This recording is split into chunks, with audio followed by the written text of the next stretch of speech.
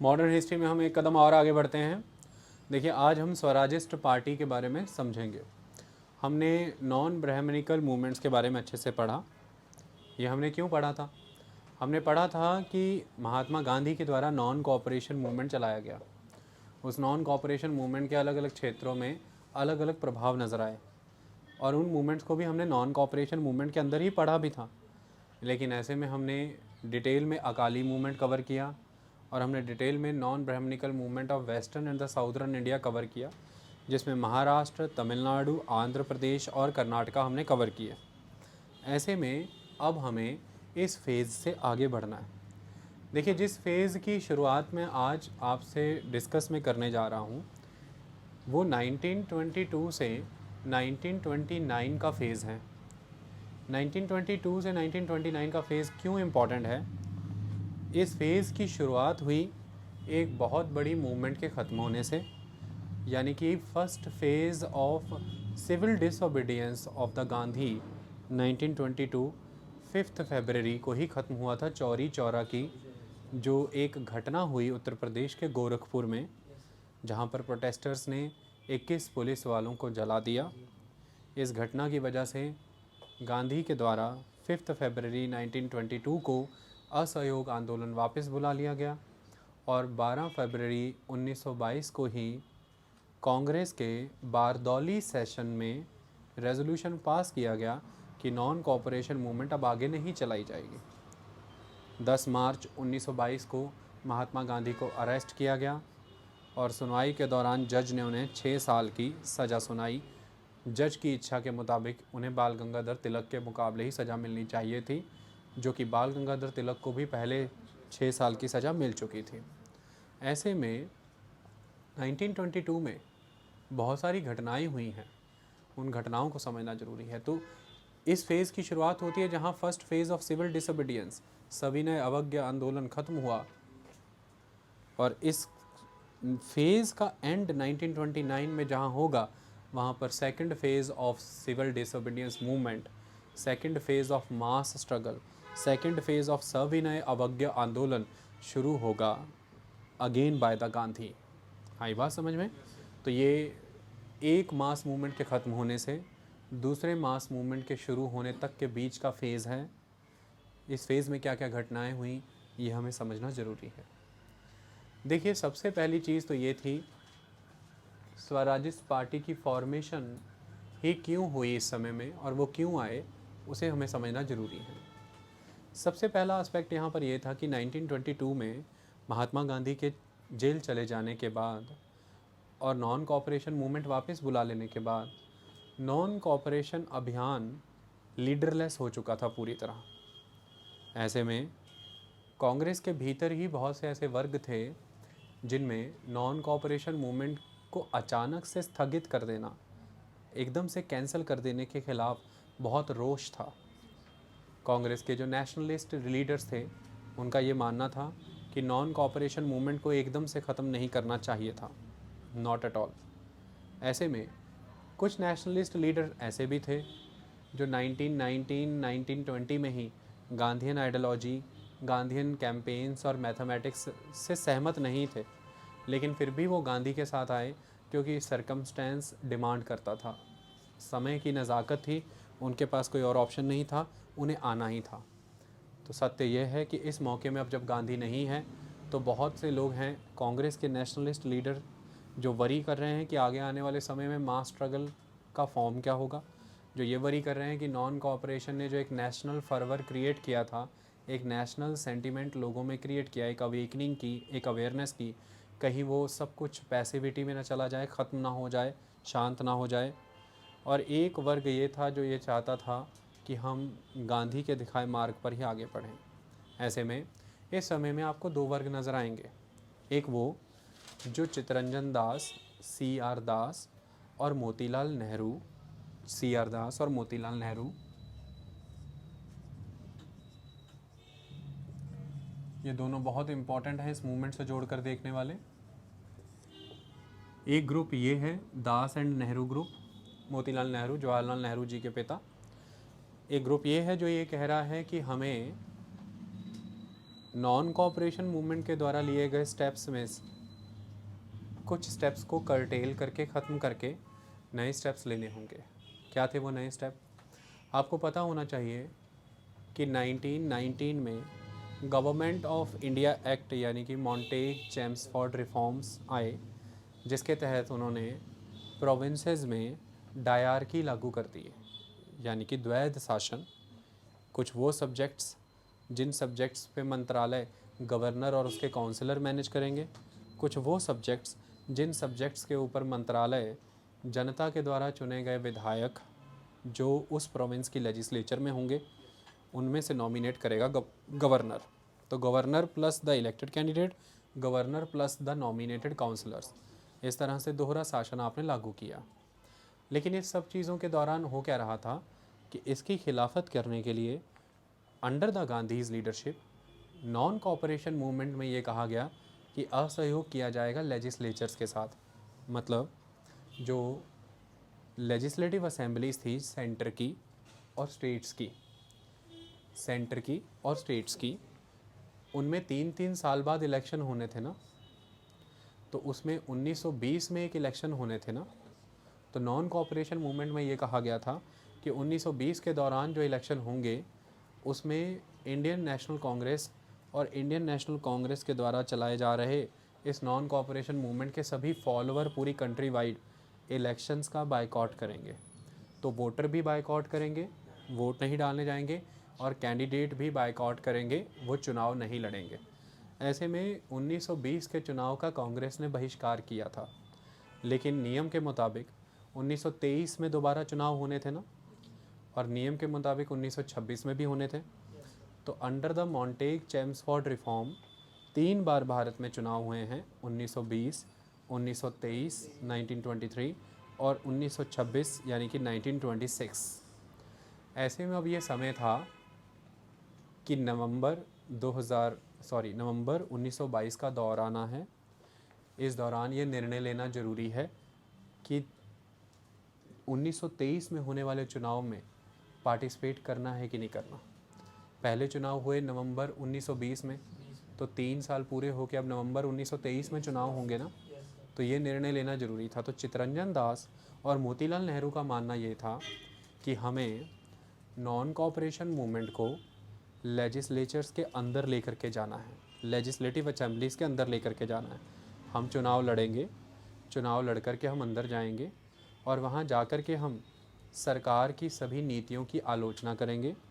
हम ऑब्स्ट्रक्शनिस्ट, अवरुद्ध पैदा करने वाले, रोक लगाने वाले वर्क का काम करेंगे। हम सरकार को हेल्पलेस कर देंगे, काम नहीं करने देंगे। हम ये प्रूव कर देंगे कि ब्रिटिश गवर्नमेंट के द्वारा इस्टेब्लिश्ड ये इंस्टीट्यूशंस जैसे कि लेजिस्लेचर्स, ये एक फेल्ड इंस्टीट्यूशंस हैं और ये नेशनल एस्पिरेशंस को सर्व नहीं करती। क्योंकि एक बात ध्यान से सोचो कि चित्तरंजन दास और मोतीलाल नेहरू ऐसा क्यों करना चाहते होंगे? क्योंकि ब्रिटिशर्स से इंडियंस की मांग ये थी कि आप इंडिया को सेल्फ गवर्नमेंट दीजिए। महात्मा गांधी के एंट्री के बाद आपने ये चीज़ देखी होगी कि नॉन कॉपरेशन मूवमेंट में सेल्फ गवर्नमेंट, स्वराज एक बड़ा मुद्दा था। ऐसे में आप सेल्फ गवर्नमेंट मांग रहे थे अंग्रेज़ों से कि हमें स्वयं शासन करने दीजिए, लेकिन अंग्रेज़ों ने सेल्फ गवर्नमेंट का अल्टरनेटिव, स्वयं शासन का अल्टरनेटिव क्या दिया? और ज़्यादा रिप्रेजेंटेशन इंडियंस को via election into the legislative bodies और nominated member into the executive council. Governor general की जो सरकार थी एग्जीक्यूटिव काउंसिल में, उसमें 3 मेंबर इंडियन इंडक्ट होंगे, ये माना गया। तो आपने इंडियंस का लार्जर पार्टिसिपेशन एडमिनिस्ट्रेशन में कराया, ये बोल करके आपने उन्हें सेल्फ गवर्नमेंट देने से डिनाई किया। मतलब आपने इंडियंस की एडमिनिस्ट्रेशन में इंडक्ट करने की प्रोसेस को ज़्यादा एफिशिएंट बताया और ये कहा कि ग्रेजुअली आने वाले समय में विचार किया जाएगा इंडियंस की परफॉर्मेंस को देखते हुए। तो चित्तरंजन दास और मोतीलाल नेहरू की आइडियोलॉजी यहाँ पर ये थी कि जिस बेसिस पर हमारे सेल्फ गवर्नमेंट के डिमांड को डिनाई किया गया, वो बेसिस है ये इंस्टीट्यूशंस। अगर इन इंस्टीट्यूशंस को पैरालाइज कर दिया जाए, हेल्पलेस प्रूव कर दिया जाए, डिसफंक्शनल कर दिया जाए, तो अल्टीमेटली देश के सामने फिर कोई और चारा नहीं बच जाएगा, सेल्फ गवर्नमेंट ही एक मांग रह जाएगी और फिर सेल्फ गवर्नमेंट देनी पड़ेगी। क्योंकि अंग्रेज़ों को भी ये प्रमाणित होगा कि उनके द्वारा लागू किए गए 1919 के एक्ट के प्रावधानों के तहत, जिसमें उन्होंने प्रोविंसेस में द्वैत शासन यानी कि डायरकी लागू की है, ऐसे तंत्र में लेजिस्लेचर्स और सरकारें चला पाना बिल्कुल नामुमकिन है। ये एक इलॉजिकल पॉलिटिकल डिसीजन है। ऐसे में वह भी इसकी फर्टिलिटी को समझेंगे और जो नया कंसेप्ट हमारा सेल्फ गवर्नमेंट का है उसे लागू करेंगे। ऐसे में वो यह भी मान रहे थे कि ऑल इंडिया लेवल पर गांधी के सुझाए हुए कंस्ट्रक्टिव प्रोग्राम, जिस कंस्ट्रक्टिव प्रोग्राम के तहत आप पूरे देश में एक मास स्ट्रगल करना चाहते हैं, और वो मास स्ट्रगल भी कैसा करना चाहते हैं, नॉन वायलेंस बेस्ड। तो चित्तरंजन दास और मोतीलाल नेहरू का ये पूछना था, क्या सही मायने में आप ये मानते हैं कि ये कंट्री इस माहौल में एग्जिस्ट कर रही है कि हम मास स्ट्रगल करें, वो भी नॉन वायलेंस बेस्ड? आप लोगों से ये एक्सपेक्टेशन कर सकते हैं कि उन पे अत्याचार होगा और वो अत्याचार को सहते हुए भी वो किसी भी तरह से वायलेंस नहीं करेंगे? ऐसा चित्तरंजन दास और मोतीलाल नेहरू पूछ रहे हैं। क्या पूछ रहे हैं कि आप सही में ऐसा मानते हो कि ये देश के नागरिक इतने जागरूक हो चुके हैं कि इन पर पुलिस अत्याचार कर रही है और ये गांधी जी की ही तरह पैसिव रेजिस्टेंस करते हुए बदले में उनको जवाब नहीं देंगे, उन पे हाथ नहीं उठाएंगे? पहली बात तो ये बहुत कठिन है। दूसरी बात, अगर हम ये अचीव करने भी लगें तो कितने वर्ष लग जाएंगे लोगों की ट्रेनिंग देने में, और अगर ये कर भी लिया तो रिज़ल्ट क्या है कि क्या सक्सेस हम अचीव करेंगे? इस तरह के सवाल इनके सामने थे कि ये बहुत ही लॉन्ग टर्म स्ट्रेटजी है, इसके तहत रिज़ल्ट डिराइव करना is a very long term goal. इतने करोड़ों की जनसंख्या में लोग हैं, सबको पैसिव रेजिस्टेंस सिखाना, सबको नॉन वायलेंस वे में सोशल बॉयकॉट की टेंडेंसी सिखाना, फिर उसके तहत रिज़ल्ट यील्ड करना, it is a very long process. और गांधी इस प्रोसेस को अचीव करने के लिए चलाते थे कंस्ट्रक्टिव प्रोग्राम। कंस्ट्रक्टिव प्रोग्राम के क्या हेडिंग्स थे? Hindu Muslim unity. गांधी मानते थे कि हिंदू मुस्लिम को यूनाइट करिए, तब जाकर के देश सफल एक यूनिफाइड फ्रंट दे पाएगा अंग्रेज़ों के खिलाफ, तो अंग्रेज कमज़ोर पड़ेंगे। दूसरा, गांधी इस कंस्ट्रक्टिव प्रोग्राम में क्या मानते थे कि हमारी इंडिजीनियस एजुकेशन सिस्टम को प्रमोट किया जाए और हमारे स्कूल्स कॉलेजेस इस्टेब्लिश किए जाएं। उनके बेसिस पे उन स्कूल कॉलेजेस के through Indian ideology, Indian nationalism और इंडियन कस्टम कल्चर मैनर को प्रोपगेट किया जाए, ताकि लोग अपनी संस्कृति, अपने देश, अपनी इकोनॉमी को समझें। तीसरा, गांधी का मानना ये था कि किसी भी तरह से अनटचेबिलिटी को ख़त्म करना ज़रूरी है। तो गांधी ने अनटचेबिलिटी को ख़त्म करने के लिए बात की, क्योंकि जहाँ एक तरफ हिंदू मुस्लिम का जुड़ना ज़रूरी है, वहीं दूसरी तरफ दलितों का, सवर्णों का, समाज का आपस में जुड़ना भी ज़रूरी है। कास्ट सिस्टम समस्या कर रहा था। अगला, गांधी ने यहीं पर प्रोसेस किया कि इंडिपेंडेंस ऑफ द वर्क। तो गांधी ने खादी और चरखा इनको प्रमोट किया कि हमारी रूरल हैंडीक्राफ्ट इंडस्ट्री दोबारा से रिवाइव करें। हमारा किसान पीजेंट कॉटन उगाएगा और वो कॉटन की उसे सही वाजिब कीमत मिलेगी, वो फिर से फ्लरिश करे। लोग अपने हाथों से यार्न बनाएं और उस यार्न से खद्दर बनाएं, कपड़ा बनाएं, वही पहने। इससे ब्रिटिश गुड्स को हम बायकॉट करने में सफल हो पाएंगे और इससे लोगों के अंदर आत्मनिर्भरता, सेल्फ रिलायंस, सेल्फ कॉन्फिडेंस की फीलिंग आएगी कि वो अपने दम पर सर्वाइव कर सकते हैं ब्रिटिश आर्टिकल्स पे डिपेंड किए बिना। लोगों से कहा गया कि आप अपने अंदर टेम्परेंस लेकर के आएँ, सहनशीलता, सहन शक्ति लेकर के आएँ। अल्कोहलिज्म से दूर रहें, जिसे हम कहते हैं कंजम्पशन, तो कंजम्पशन से दूर रहें, टेम्परेंस लेकर के आएँ। सेल्फ डिसिप्लिन, सेल्फ डिग्निटी लेकर के आएँ वाया खादी एंड चरखा। अनटचेबिलिटी को ख़त्म करें, हिंदू मुस्लिम यूनिटी को प्रमोट करें और रूरल एंड अर्बन लेवल पर इंडिजीनियस एजुकेशनल सिस्टम को प्रमोट किया जाए। ये सारी चीज़ें गांधी जी के कंस्ट्रक्टिव प्रोग्राम का हिस्सा थी। और गांधी जी मानते थे कि कांग्रेस के द्वारा जो निर्णय लिए गए हैं कि कांग्रेस की all India Congress working committee होगी, प्रोविंशियल कांग्रेस कमेटीज़, डिस्ट्रिक्ट, सब डिस्ट्रिक्ट, ब्लॉक और विलेज लेवल कांग्रेस कमेटीज़, इसके तहत, इन कांग्रेस कमेटीज़ के तहत सेंटर से विलेज तक ये सारे कंस्ट्रक्टिव प्रोग्राम कांग्रेस कार्यकर्ता चलाएंगे और देश को तैयार करेंगे एक बड़ी मास स्ट्रगल के लिए। तो कांग्रेस गांधी के अधीन शक्ति का संचार जनता में देखना चाहती थी और ये मानती थी कि जनता ही किसी क्रांति का आधार बन सकती है। लेकिन चित्तरंजन दास और मोतीलाल नेहरू का ये मानना था कि अभी ये constructive programme, it will take time first. दूसरी बात, अगर हम ये कर भी रहे हैं तो ये किसने कहा है कि हम सरकार के बीच जा कर के, हम लेजिस्लेचर के अंदर जा कर के इस कंस्ट्रक्टिव प्रोग्राम को कंटिन्यू नहीं रख सकते। हमें ये कंस्ट्रक्टिव प्रोग्राम ज़मीन पर तो करना चाहिए, हमें इसे यहाँ से उठा के लेजिस्लेचर्स के अंदर ले जाना चाहिए, ताकि हम indigenous education, untouchability, Hindu Muslim unity, women empowerment, handicraft industries, indigenous Indian industries, Indian capitalist, Indian trader and merchant classes, इनके कॉजेज़ को लेजिस्लेचर में रख सकें और उनके लिए वहाँ कानून बनवा सकें। और अंग्रेज़ी सरकार अगर कोई भी कानून ला करके इस कंस्ट्रक्टिव प्रोग्राम के अगेंस्ट कुछ करना चाह रही है, उसे भी वहाँ पर हम ऑब्स्ट्रक्ट कर सकें। पूरे अंतर्राष्ट्रीय स्तर पे अपनी वहाँ पे डिबेट्स और स्पीचेस के माध्यम से अंग्रेज़ी सरकार के खोखलेपन को जनता के सामने रख सकें। और हम जो बजट का वो हिस्सा, जिस बजट के हिस्से पे हम वोट कर सकते हैं, वो हिस्से को हम कभी सैंक्शन ना होने दें। ये सारी गतिविधियाँ अगर हम करेंगे तो ऐसा करने से ये मूवमेंट लेजिस्लेचर के अंदर जाएंगी और लेजिस्लेचर के अंदर जो एक अंग्रेज़ी सरकार के द्वारा किए जा रहे नेगेटिव एक्ट्स जो हमारी मूवमेंट को हार्म कर सकते हैं, उसे हम रोक पाएंगे। उनका ये मानना था। लेकिन सी राजगोपालाचारी, वल्लभ भाई पटेल और बाबू राजेंद्र प्रसाद, ये जो राजगोपालाचारी, वल्लभ भाई पटेल और बाबू राजेंद्र प्रसाद हैं, ये स्ट्रिक्टली अगेंस्ट थे चित्तरंजन दास और मोतीलाल नेहरू के इस निर्णय के। तो इन्हें नाम दिया गया है नो चेंजर, इन्हें नाम दिया गया है नो चेंजर। तो हिस्ट्री में ये वर्ड चुनेंगे, आपसे पूछा जाएगा नो चेंजर्स कौन थे, तो यही थे।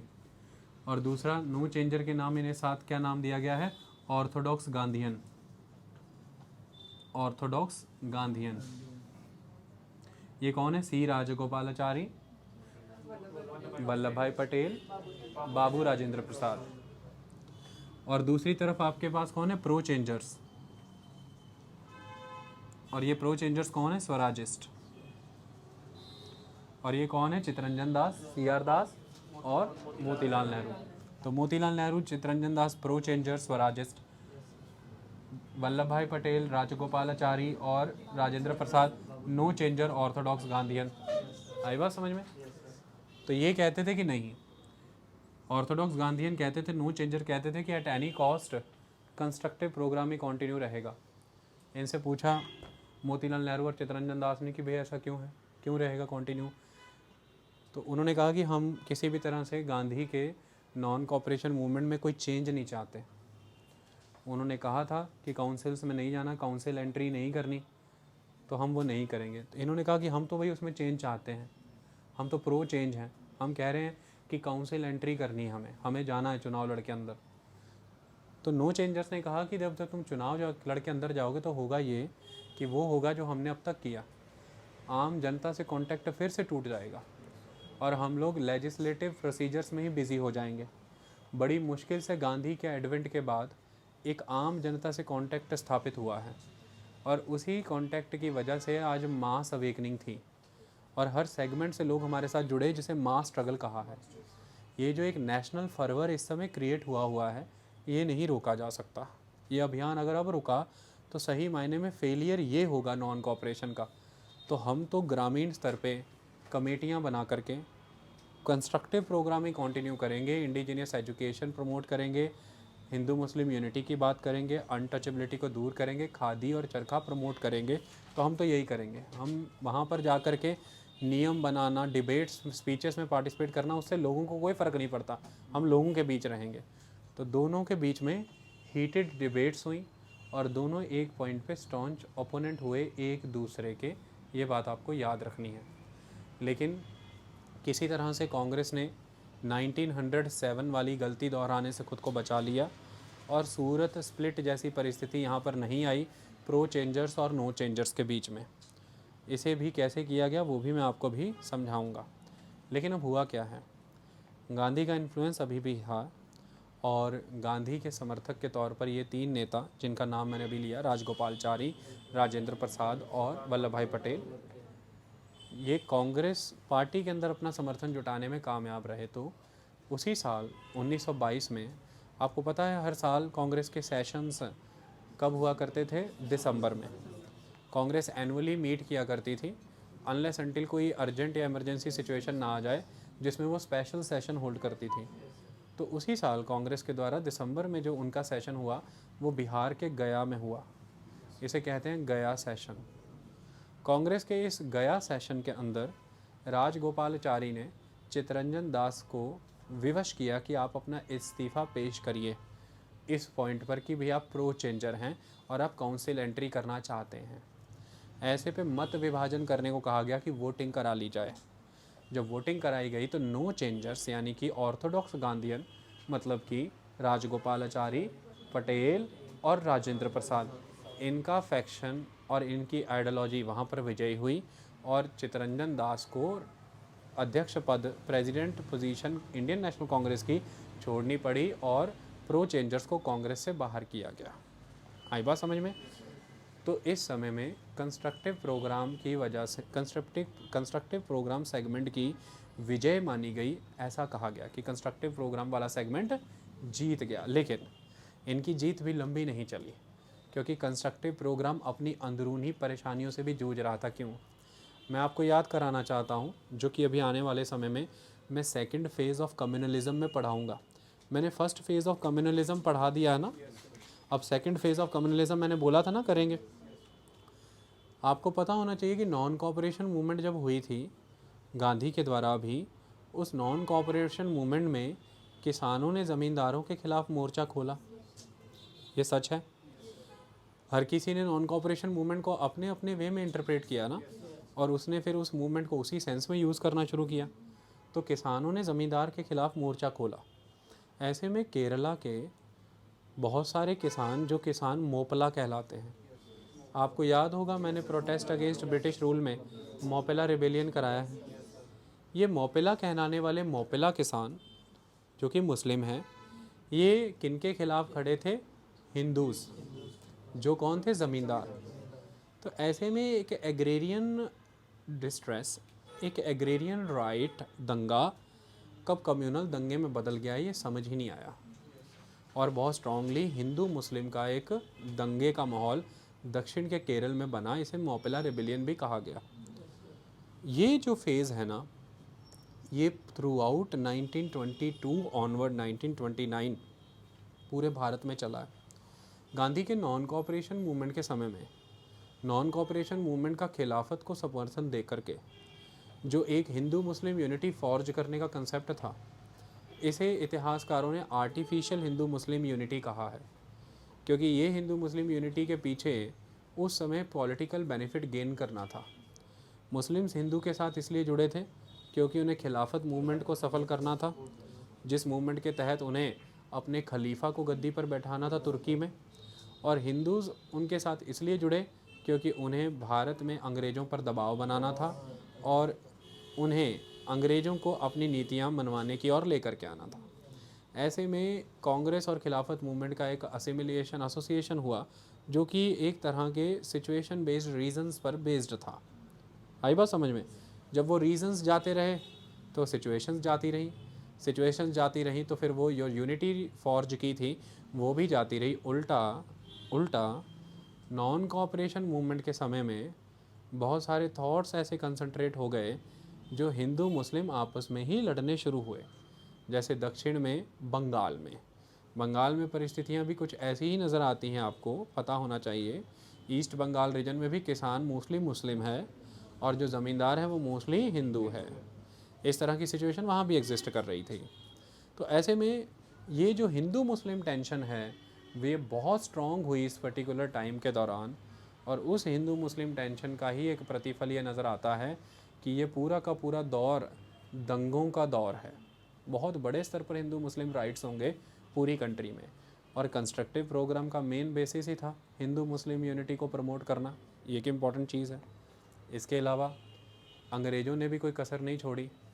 अंग्रेज़ों ने बंगाल रेगुलेशन 3 ऑफ 1816 को इन्वोक कर दिया, लागू कर दिया, जिसके तहत मास अरेस्ट हुए। समरी अरेस्ट कहते हैं इसे, किनके? जो नॉन कॉपरेशन मूवमेंट के लीडर थे। गांधी के अरेस्ट के बाद मास अरेस्ट का फेज़ चला, और उस मास अरेस्ट के लिए स्पेशल कमिश्नर्स को ऑथोराइज़ कर दिया कि आप अपने लेवल पे इन्हें ट्रायल लेके पनिश कर देना। जो प्रॉपर जुडिशियल सिस्टम होता था उसके थ्रू ट्रायल नहीं दिया गया, उसके थ्रू केस की सुनवाई नहीं हुई। कमिश्नर्स को ही अपॉइंट करके ऑथराइज़ कर दिया कि आप अपने लेवल पे ट्रायल कर लेना इनको, और ट्रायल करने के बाद इनके खिलाफ़ कार्रवाई कर देना। इतनी ज़बरदस्त वे में अरेस्ट हुए, ट्रायल्स करने के बाद पनिश किया गया कि उस समय में British prime minister Lord George ने उस समय में इंडियन सिविल सर्विसेज को स्टील फ्रेम कह के बुलाया था। तो आपको पता होना चाहिए कि इंडियन सिविल सर्विसेज और इंडियन सिविल सर्वेंट्स को स्टील फ्रेम किसने कहा और ये कब कहा, क्योंकि उस समय के सिविल सर्वेंट्स ने अपनी पूरी उपयोगिता प्रूव की कि हम इतने कैपेबल हैं, और सारी की सारी मास स्ट्रगल के नेशनल लीडर्स को हमने मास अरेस्ट किया है विद द मास ट्रायल। ऐसे में अंग्रेज़ों ने अपनी नीति पे रिवर्ट किया। नीति ये थी अब तक कि वो धीरे धीरे कंट्रोल इंडियंस को दे रहे थे और सेल्फ गवर्नमेंट की तरफ आना था, रिप्रेजेंटेटिव फॉर्म ऑफ गवर्नमेंट बनानी थी, एक रिस्पॉन्सिबल सरकार बनानी थी। लेकिन उन्होंने ब्यूरोक्रेसी को स्टील फ्रेम का नाम दे करके ब्यूरोक्रेटिक कंट्रोल ज़्यादा स्ट्रॉन्ग किया आपसे, और फिर से एक अथॉरिटेटिव कैरेक्टर की तरफ वो वापस आना शुरू हुए। तो यहाँ पर भी कंस्ट्रक्टिव प्रोग्राम की वो जो आइडियोलॉजी है वो विफल होती नज़र आई। अनटचेबिलिटी किसी भी लेवल पर ख़त्म होते नहीं नज़र आई। उल्टा ये वो दौर है जिस दौर में 1917 से शुरू होकर आगे बढ़ी हिंदू महासभा ज़्यादा कट्टर हुई। हिंदू महासभा ने इस समय में बहुत स्ट्रॉन्च होकर के एक्शन लिए, क्योंकि हिंदू महासभा के कुछ नेता थे जो ज़बरदस्त वे में मोतीलाल नेहरू के और चित्तरंजन दास के खिलाफ थे। मोतीलाल नेहरू को वो एंटी हिंदू कहते थे, वो प्रो काउ स्लॉटर बुलाते थे उन्हें, और वो ये कहते थे कि he is a beef eater. तो इसकी वजह से वो लगातार इस स्वराजिस्ट पार्टी और जो लोग गांधी कैंपेन के अंडर कंस्ट्रक्टिव प्रोग्राम चला रहे हैं इनके खिलाफ मोर्चा खोले हुए थे। तो वो एक तीसरे फ्रंट के तौर पर निकल कर के आ रहे हैं, और ऐसे में मुस्लिम लीग और मुस्लिम पार्टियां भी कहीं पीछे नहीं रहीं। उन्होंने भी जम करके एक रिएक्शनरी एटीट्यूड अपनाया और हिंदू मुस्लिम दंगे यहाँ पर भड़कते रहे। तो मुद्दा ये है कि मॉडरेट्स में से रिएक्शनरीज़ निकले, हिंदूज़ भी और मुस्लिम भी, और उन्होंने वो गोल रियलाइज़ नहीं होने दिया। अनटचेबिलिटी ख़त्म नहीं हो पाई, क्योंकि जब आप ऑर्थोडॉक्स हिंदू सेगमेंट के तौर पर थे तो ऐसे में आपने जो समाज अपने साथ जोड़ा है, जोड़ने का आधार एक हिंदुत्व का एजेंडा है, एक जातिवाद है, और उसके तहत आप उस जातियों के द्वारा समर्थित वर्गीकरण समाज का ख़त्म नहीं कर सकते हैं। इसलिए वर्गीकरण की भी नीति चलती रही और जातियों को भी लाभ नहीं हो पाया उस लेवल पर। खादी और चरखा उस स्तर पर प्रमोट नहीं हो पाया, क्योंकि मुद्दा यहाँ पर खादी और चरखे के प्रमोशन होने का यहाँ से आता था कि ये सिर्फ इमोशनल ग्राउंड पे नहीं चल सकता था जब तक लोगों को इसके कमर्शियल रिटर्न्स ना मिलने शुरू हो जाएं। और कमर्शियल रिटर्न्स मिलने शुरू नहीं हो सकते थे क्योंकि फ़र्स्ट वर्ल्ड वॉर ख़त्म हो चुकी थी। अंग्रेज़ों के ऊपर वो सारी बाउंडेशंस जो फर्स्ट वर्ल्ड वॉर के दौरान लगी थी कि उन्होंने इंडियन इंडस्ट्रीज़ को प्रोटेक्ट करना है, फ़ॉरेन से आने वाले गुड्स के ऊपर इंपोर्ट ड्यूटी लगा करके, ताकि इंडियन इंडस्ट्री फ्लरिश करे, वो सारा काम चला गया। वापस से ब्रिटिश गुड्स इंडिया आ रही थी और वो मार्केट को फ्लड कर रही थी।